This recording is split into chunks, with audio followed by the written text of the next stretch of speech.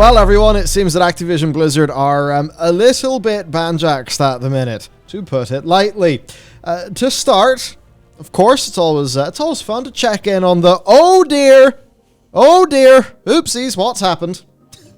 Yes, the Activision Blizzard stock price has dipped significantly. Some people will probably look at that and think, oh great, what a steal. That'll be up around $100 again once they recover. That'll be a pretty nice gain. Maybe some people are going to think that, but what we absolutely do know is that the markets have not reacted particularly well to the latest Activision Blizzard news. So we should probably talk about that news and work out why this big dip in the graph has happened, because it's not just things that will piss off investors, it is things that will somewhat rattle player performance. Now then, there's not that much to unpack in the financial side of things, which is good, because it means we can move on from the boring numbers pretty quickly. Basically, it was a surprisingly good quarter for them. General figures are net revenues up 6% year over year. This is higher than they predicted back in August, too.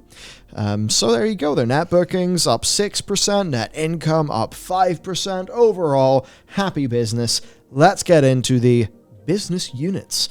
King, they posted the biggest gains. We don't give a shit because it's Candy Crush and mobile games, so moving swiftly onwards. Blizzard Entertainment, segment revenues up 20% to $478 million, driven by the successful launch of Diablo 2 Resurrected. And if you look, I believe it's at page 48 of the filing that came along with this, it did say that their revenues were up because of the successful launch, but that was partially offset by World of Warcraft revenues being down. I friggin' wonder why. They had 26 million monthly active users in Q3, meaning that they managed to launch a whole new product, but didn't have their MAUs go up. Now, there's a lot for me and you to dive into in that one. Q3. Interesting quarter. Diablo 2 Resurrected happened, and as we'll get into later, it did really well. I mean, certainly if the server's falling over is any form of metric, D2 did super well. However, one of the things that would be very good for your monthly active users, of course, is World of Warcraft, the big subscription MMO. And, well, World of Warcraft patch, so a lot of people are saying that Q2 had World of Warcraft patch 9.1. Q3 did not have a World of Warcraft patch. Therefore, oh dear, of course Q3 would be No.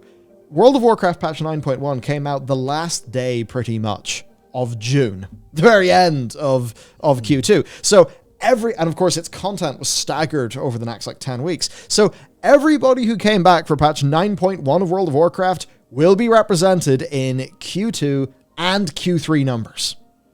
Remember that. So even with World of Warcraft having basically, I'd say all of those patch 9.1 people represented in both quarters, and a big new product come out, they still had flat MAUs, which makes me think that World of Warcraft's probably not doing incredibly well. It makes me think that Overwatch is just dwindling away. It makes me think that maybe Hearthstone's latest efforts haven't done mega good for player numbers, even though it seems like they've done, by the quality of the game, quite a bit. Yeah. And then I guess there's the other things that Blizzard do, but overall it's not what you want to see. Whenever a big product launch happens, you absolutely want to be seeing MAUs going up. Yeah, I think one of the things to keep in mind here is how they likely calculate MAUs over a quarter, because you could have 100 million people join to play Diablo Resurrected. Obviously it's not quite that high, I imagine, but that would still only be 33 million MAUs averaged out, because that's only September, because Q3 is July, August, September of the year. I would have imagined it's an average. Yeah, so that's the case where it's not going to be everyone's played this in September, so the numbers are up that amount. But it does mean that if you cut the amount of people who've played Diablo 2 Resurrected down to 1/3, that's likely what the MAU number has gone up by. So it's a shame we don't have full numbers on sales, but we do know it's an extremely successful game. So without Resurrected, they're probably down a couple million from their other properties, but thankfully for them, they're able to mask that to investors. Yeah, I do have to wonder then as well, those Hearthstone promos, when do they first kick off? I believe they September? I believe they first kicked off with the World of Warcraft mount in September. Yeah, so that will mean that a lot of World of Warcraft people in September will have hopped over. So not only do you have patch 9.1, basically like the date double dipping between the months, not only do you have that, you also have got WoW people logging into Hearthstone for a mount. And if you log into WoW once and you log into Hearthstone once, you will count as 2 monthly active users. Yep. And how their numbers are operating. So it's flat, but they have done jiggery pokery and funny business to try to increase their numbers as much as possible, and they've had a big new release. And for it to still be flat is a spook. And then also page 48 of that filing, which does suggest the World of Warcraft revenues being down as well. Yep. So it's not looking good for Blizzard. No. And guess what? That's the best Blizzard news because they've had to delay games. Oh dear. As for Activision then, net revenues down 17% year over year to 641 million and 119 MAUs through Q3. Now for some of the highlights, they basically have this where they essentially just reiterate stuff they've already said regarding the workplace environment issues. And then Bobby on Q3 basically just says it's a strong third quarter ahead of their prior outlook, talking about being excited for the new Call of Duty, thanking the employees, and we look forward to sharing our progress updates on our workplace initiatives. Woo! The usual. Now, as for Activision, they say the Call of Duty basically is just doing well, spreading its tendrils everywhere with free-to-play. Player investment on PC and console is well above the level seen prior to Warzone existing, approximately 3 times the level of Q3 2019. Basically just shows that the 3-pronged COD plan works extremely well for them. And COD mobile net bookings are up 40% year over year, with double-digit growth in the West and continued contribution from China. So, all doing pretty well. Now, over to Blizzard. Diablo 2 Resurrected was the first step in their era of unprecedented content scale for the franchise. First step. Now, this era might be a little bit more stretched out than you would have initially hoped because D4 is delayed. We'll get into that in a little. Now, the week 1 sales were the highest for a remaster in company history. And what was interesting is it wasn't Mike Ybarra who said that. I've forgotten who it was, but he was an Activision Blizzard person, not a Blizzard person. Yeah, it was Daniel Allegra, the COO. So he said that, which implies that it's the highest for a remaster in Activision Blizzard King history, which means it's beating Crash, beating Spyro, beating Tony Hawk's, all which were largely successful in terms of the actual remaster growth. So, but I think from what we've seen, it definitely is absolutely massive in terms of how many people showed up and bought that. Yeah. Even one of the things that I actually noticed looking back there was Blizzard's revenue is 478 million, right? That's with 26 million MAUs. Activision's net revenue was down to 641 million with 119 million MAUs in Q3. So they have a lot more MAUs, but not the same proportion more money. So I think that comes down to a lot of these full price game sales and heavier monetized users as opposed to the kind of Call of Duty and whatever else. Activision not been able to sell full games the same way. I think COD Mobile also just massively will inflate their MAU count. Of course, I mean, as it did, because you look at the quarters before COD Mobile and after COD Mobile. So, right, there's that going on. Now, Diablo Immortal is on track for the first half of 2022. And I think expect to see lots of MAUs there. Everything that I hear about Diablo Immortal, for what it is, does seem to be quite good. Of course, that's saying nothing about business model or any of the ways that they'll screw it over, but it seems like it is going to be a good Diablo experience on mobile. So they have that going on. I think I did, so I need to verify this, but I think I did see some complaints about what the recent closed beta looked like in terms of what's monetized on the store. Oh dear. I need to investigate that. I might look into that a little bit more for its own coverage, but it certainly looks like they may be starting off on the wrong foot, but I'm not, don't quote me on this. I'm not entirely sure yet. What I'd heard was basically universally positive, I think, from the technical alpha. Yes. Stuff that was going on over the summer. So that's disappointing. I wasn't up to date in the closed beta. Now, World of Warcraft, they say, is on track to deliver. Get ready to turn the brain on. Its strongest engagement and net bookings outside of a modern expansion year in a decade. Now, hold on a damn second. There are so many ifs and buts here. Number one, in a decade. So that basically means It's beating everything since 2011. Not hard, because since Warlords of Draenor and Legion, WoW Classic now exists, and they've way more deeply monetized the game. So in a way, no shit. If you're going to look at things now, I mean, the 6-month sub that the Hearthstone people will have got, will they have started doing that in September, or was that October? I believe they would have picked that up likely in September. Okay, possibly. So there's Hearthstone people moving over to WoW, only to get Hearthstone goodies. Yep. There was WoW doing its 6-month subs and all of that. There was the Burning Crusade Classic. Of course, soon there's going to be Season of Mastery, that falls outside of the quarter. There's the Mount they also just released like last week. Again, it falls outside this quarter, but point is, they're doing a lot more in terms of money for World of Warcraft outside of a modern expansion release year. Yeah. So this is not a surprising or particularly impressive number. And do note that in page 48 or whatever, like the proper big filing they did, was that it does mention the WoW revenue, being down a bit, and that kind of offsetting some of the gains of D2R. Yeah, one of the things to keep in mind is the Burning Crusade release was obviously, like, the first Classic release wasn't very monetized at all. They were like, hey, you pay your World of Warcraft subscription, you can play Classic. So you'd have maybe people going on 6-month subs there, but you'd have a lot of people going for the $15 sub. Yeah.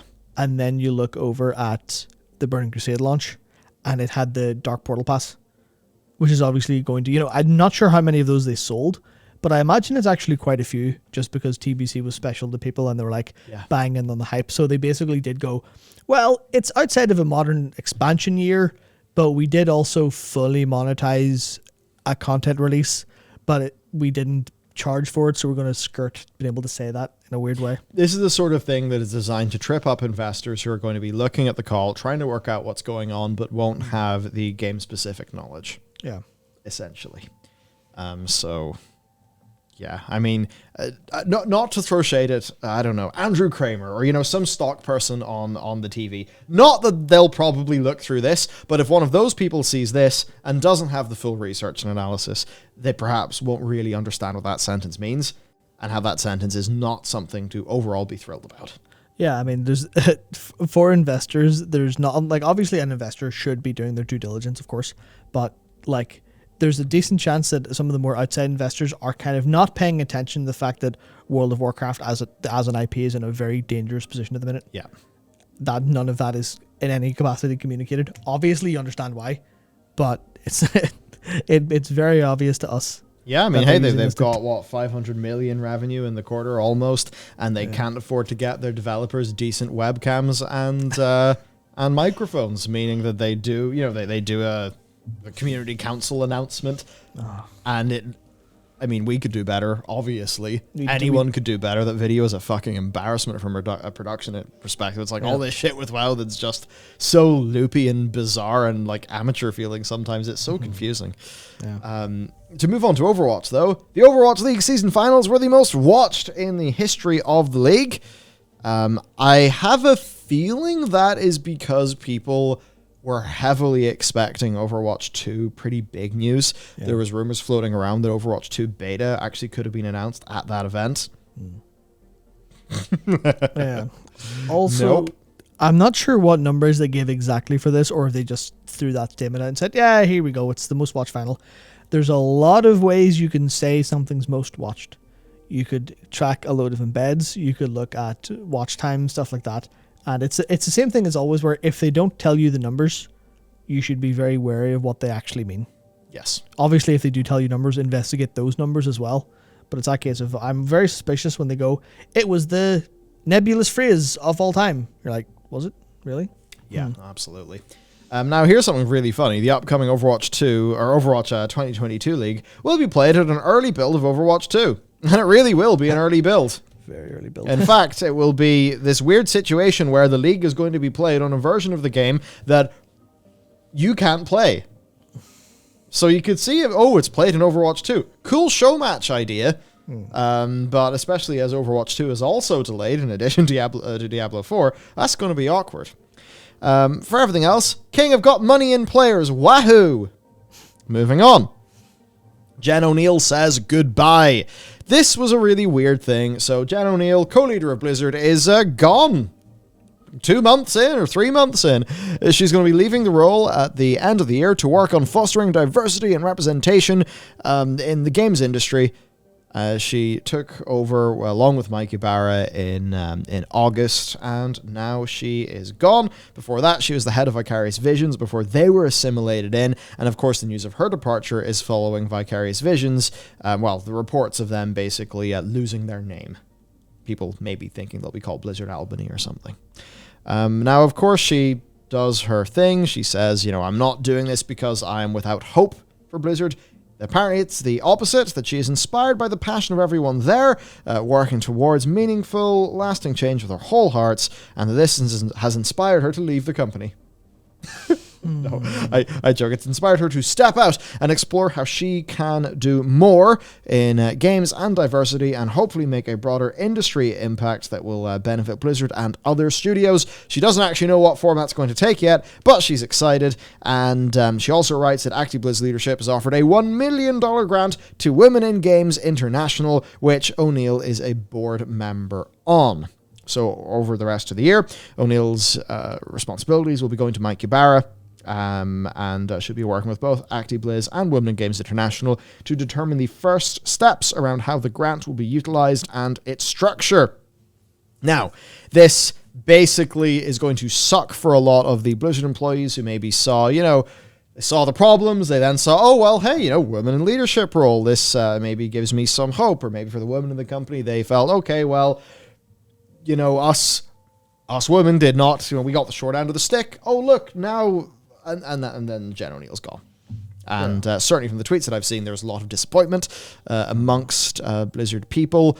Additionally, Amy Dunham, who was a technical director at Blizzard, also has left Blizzard. And in her sort of departing tweet, she said for a brief period in 2020, there were 3 women in leadership of game dev teams at Blizzard, saying, greater than or equal to director roles, which were Julia, Jen, and me. They were the first women to serve in those roles, and now they're all gone. So it's a sort of thing where this, in many ways, is just people doing their thing. But maybe some of these people are not seeing a lot of opportunity there. Maybe they're just, greener pastures or whatever. So overall, at the very least, it's a bad look for Blizzard. And certainly for a lot of people, they see this and they maybe just think, well, okay, maybe Jen's going to leave and they're just scrambling to throw this million somewhere to get the good feels, the good news, to try to, massage the potential impact. That's what you think. We have been trained to be cynical of these companies, and we kind of been trained to be cynical of them because of their own behavior. So... Yeah, it's personally very disappointing for me seeing Vicarious Visions be what appeared to be this incredible opportunity for a shot in the arm for Blizzard, for the incredible team who have done great work over the years, led by someone who's, been leading that for a long time, seemed to be very, very good at production stuff, and then just, sorry, this isn't for me, I'm out, goodbye, while Vicarious Visions kind of suffer from what seems to be some Battle.net related issues, because the server stuff having to work with Blizzard on that front. Obviously, they've done a good job with Resurrected, but it's like, if they're losing their image, their identity, and the person who led them is now gone from the company overall, what does that say about VV's impact on Blizzard versus them joining the soup and then being sort of awash in the Blizzard stuff as opposed to making a positive change for themselves? It's like, if Jan left 1 or 2 years after that, I maybe understand. It's like, okay, she moved in for this reason, and now it's time for something else. But 3 months? I mean, I don't know. Do you accept a role, understanding what the role is, and then 3 months later move on to something else? In a position like this, where it was obviously an extremely public thing.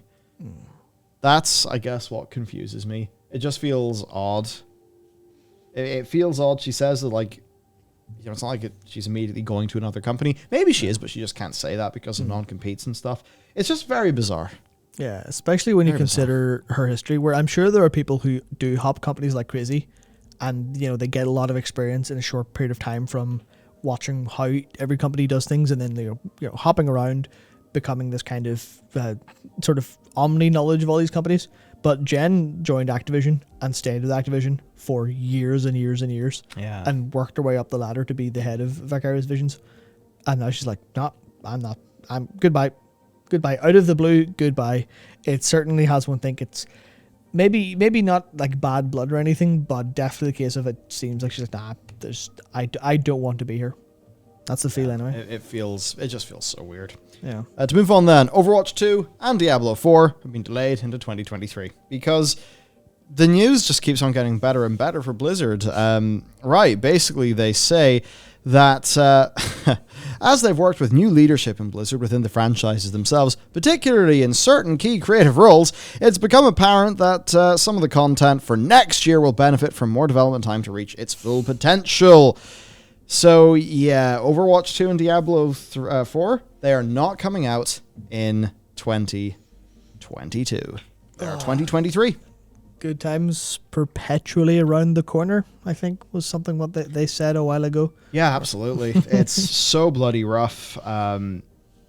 Yeah, so I guess the changes in leadership and stuff like that have all taken their toll. Of course, Makes sense, of course. Jeff Kaplan left, the executive producer. Chaco Sonny left as well. You know, Louis Barrega and lead designer Jesse McCree, that's like game director and lead designer for Diablo 4. You know, they left in the wake of the lawsuit. Joe Shelley wasn't confirmed as game director until October. Yeah. I mean, that's all pretty rough. Like, what is going on?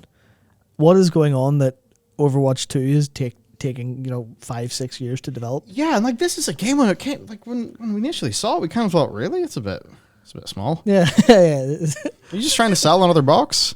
And certainly for a lot of people who are, the captive Overwatch players, what do they want? They want more maps, they want more heroes.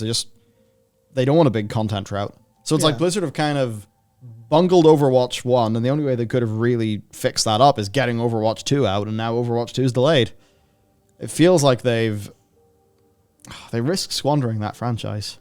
I think it's probably too late, unless the old tenet of, a rushed game is bad forever, but a good game can be eventually good. Unless that tenet, which I believe wasn't actually said by Miyamoto at all, if that tenet's true, then maybe Overwatch 2 will be strong enough when it comes out. But I just find it very hard to believe. Yeah, I find it hard to believe that. I find the thing that I find hardest to believe is that this is good work solidly been put on. Like, I don't think this is more polish. No, more polish. I think this is constantly second guessing and changing things as they go. That's the only reason in my head this amount of content could take so long. Yeah, it feels so bizarre, and I almost wonder, like, if you're an Activision person and you look at Call of Duty, and you're like, you see how Call of Duty's being developed, then you look at Overwatch, you're like, what? Why does it take so long? What's going on? I wonder what they think over there. But yeah, it's friggin' weird. And then, obviously, for the Overwatch League, that's awkward. Because imagine if League of Legends was being played on League of Legends 2, but for 2 years, or 1 year, whatever, you players couldn't actually play LoL 2, but all the pros were playing it. It'd be really weird. Yeah, they struggle. Like they even struggle like crazy with like patch timings around specific events, and usually have to have patches out to the wild while the pros are playing on old patches for an event for a little while. Yeah, not for very long. To actually the opposite of this versus, hey, would you like to be an aspiring Overwatch 2 pro? Well, I'm sorry, you're not allowed to play Overwatch 2. You're not an existing professional. So how is that going to nurture any sort of esports scene whatsoever? Because that's going to be like the OWL is going to be running for a year without anyone able to play Overwatch 2. But then the problem is, if you want the pros to play good esports, they need to be on Overwatch 2 to actually practice the 5v5, any new maps, any new mechanic changes, anything like that.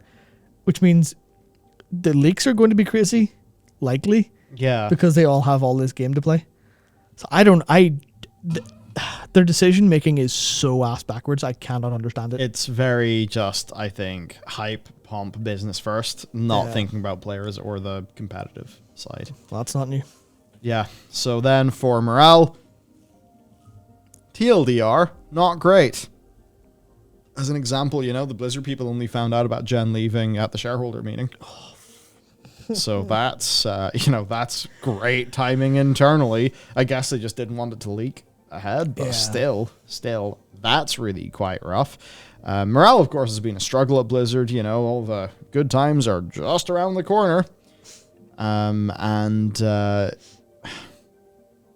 Well, yeah, look, it's just not particularly great. PC Gamer talked about some stuff about morale.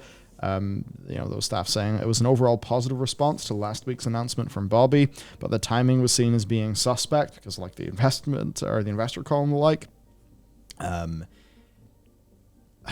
Yeah. So, like the arbitration thing, a clear win, the diverse recruiting policies reflecting what individual Activision Blizzard teams have actually just been implementing without waiting for a company mandate, that stuff's going on. However, the news that ONeill is stepping down as co-lead after just 3 months has killed any morale boost from last week's concessions, according to that employee. For some, ONeill's leadership was one of the best reasons they had to believe in a better future. So I think it's like Jen, for a lot, like, she just represented a lot, and she's gone. So all of these things, obviously bad. The performance-based bonuses, which would bump up their compensation, of course, those have been kicked another year down the road too. And then the final little thing as well, you mentioned Diablo Immortal pay-to-win stuff. Yep. Here's Steven from, of course, Wowhead. Data mining genius. Absolutely. And does great work. After 3 days of playing Immortal, I feel it has a strong pay-to-win system similar to State of Survival Game Shop. I would prefer only Battle Pass, cosmetics, and minor transactions that wouldn't have a huge impact. Yeah, so that's... There we go. Now the tweet's loaded. So, yeah, there's things here. You can get your 300 Eternal Orbs, your rare crests. So you can see there's the featured things, then there's crests. So a rare crest will add a rift modifier and guarantees rune drops. A legendary crest will add 2 modifiers and grant a legendary gem drop and a rune. Then you can purchase materials. So I imagine that's going to be a little bit of pay to skip, and also some of those materials perhaps being throttled in their usual acquisition. Of course, there's also bundles, services, and then, of course, currency to buy the Eternal Orbs. So we'll have to take a look, but certainly that's the sort of thing that does not play as well in the Western market with players. If you look at a lot of the similar games over in the Eastern market, a lot of this is very normal, but I don't think it's what Diablo fans will at all be interested in. Yeah, and the thing that's frustrating is that Steven otherwise is really positive on it. As a big Diablo fan, he absolutely loves it, thinks it's great. I mean, he actually says in a reply to that tweet, he says he's forcing himself not to get addicted so he doesn't waste time during the closed beta because he wants to play it when it's out, but it does feel heavy pay to win. And you're like, that's maybe okay from a business perspective, but like, what are the headlines going to be when this releases? Yeah, it's the new Diablo game, because obviously Resurrected was a remaster. It's the new Diablo game we've been waiting on forever, the one that caused the big controversy. What's it like? Oh, it's full of pay to win shit. Great. The entire Western player base is going to just give Blizzard the middle finger there, and it seems like they do not give a shit. Yeah, and I suppose it worries me if they're doing it with this, and then I think about the World of Warcraft mobile games they have in development. Like, if they're willing to do this to Diablo, what will they do with Warcraft? The same thing, honestly. Yeah. So that's basically it. I mean, I don't know if you need me to say that the TLDR is that all of this is quite bad for PR, and of course, if you look at what the investor types, well, market's not exactly reacting fantastically to this either, are they? No. So it is what it is. It's not particularly good. And that is it for the Activision Blizzard earnings call and all of the related things that have happened. So that's it from us. Have a great day. We'll see you next time.